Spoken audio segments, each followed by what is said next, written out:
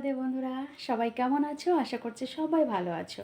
বন্ধুরা, আমি রীতা, উত্তর চব্বিশ পরগনা থেকে। আমিও ভালো আছি। বন্ধুরা, এই চ্যানেলের আমার ফার্স্ট ব্লগ। আশা করছি তোমরা আমার সঙ্গে থাকবে, পাশে থাকবে আর আমাকে এগিয়ে নিয়ে যাবে। বন্ধুরা, প্রতিদিন আমি সাংসারিক যেসব নিত্য দিনের কাজকর্ম সেগুলো নিয়েই আমি তোমাদের সঙ্গে ভিডিও শেয়ার করব।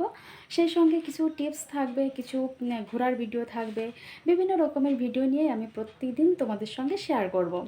আশা করছি তোমাদের ভালো লাগবে আর তোমরা আমার পাশে থাকবে, আমাকে সাপোর্ট করবে। তো বন্ধুরা, আজকে তো অমাবস্যা এবং মঙ্গলবার। সকাল সকাল আমি সব কাজকর্ম সেরে আগে আমার ঠাকুরের পূজাটা দিয়ে নিয়েছি। দেখো বন্ধুরা, আমি ঠাকুর ঘরে সব কিছু গুছিয়ে নিয়ে এসেছি। একবারে গুছিয়ে নিয়ে তবে আমি ঠাকুর পূজা করতে বসি। অনেক দিন ধরে ইচ্ছা ছিল যে সামনে অমাবস্যা আসবে, অমাবস্যাতে আমি মায়ের পূজাটা করব। যেহেতু আমার ঘরে মা প্রতিষ্ঠিত, আমি মঙ্গলবার হলেই মায়ের অমাবস্যা মঙ্গলবার হলেই পুজো করি। তা অনেক দিন ধরে কিছু প্রবলেমের জন্য সেই পুজোটা করা হচ্ছিল না। আর ভাবছি পুজোটা করব করে আজ এই যে পুজোটা করতে বসেছি।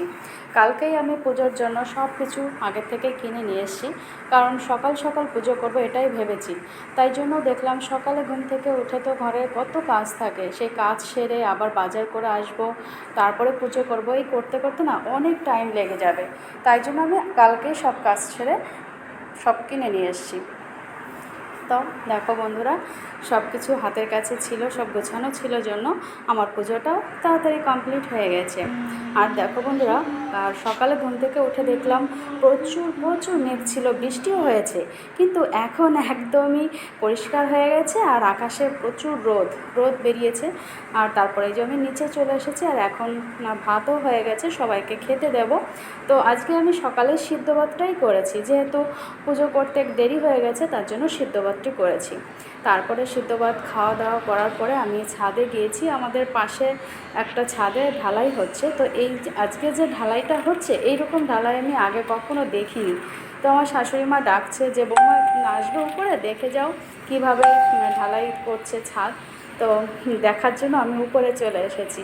আর দেখো বন্ধুরা, সত্যি একটু অন্যরকমভাবে। আর একটা কথা, সেটা হচ্ছে আজকে সত্যি যাদের বাড়িতে ঢালাই হচ্ছে এদের ভাগ্যটাই ভালো।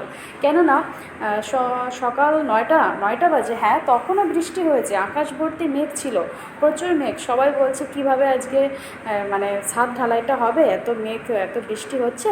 কিন্তু যখনই 10:30 কি 11টা বাজে, তখনই কিন্তু বৃষ্টিটা ছেড়ে গেল, আর আস্তে আস্তে হালকা হালকা রৌদ্র। আর এখন দেখো বন্ধুরা, কত রোদ ছাদে, আমার ছাদের চারিপাশে এত রোদ।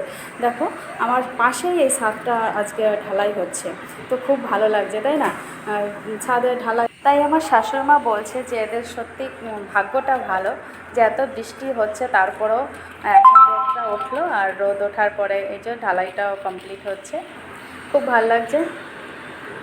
তো বন্ধুরা, প্রথম দিন তো, তাই ভিডিওতে ভয়েস দিতে গিয়ে একটু ভুল ত্রুটি হতেই পারে, তাই না? তো একটু ক্ষমা দৃষ্টিতে দেখবে। আর একটা কথা, যে প্রতিদিন তো আমি ভিডিও করব, ভিডিওতে ভয়েসও দেব, আর আশা করছি আরও বেটার ভালো ভালো ভিডিও করার চেষ্টা থাকবে এবং ভালো হবে।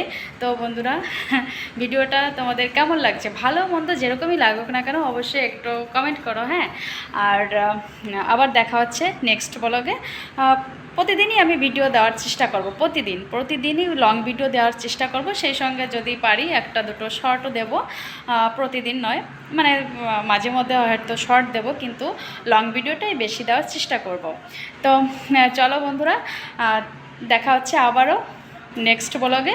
ততক্ষণে সবাই ভালো থাকবে, সুস্থ থাকবে আর আমার পাশে থাকবে। তো চলো আজকের মতো এখানে, টাটা।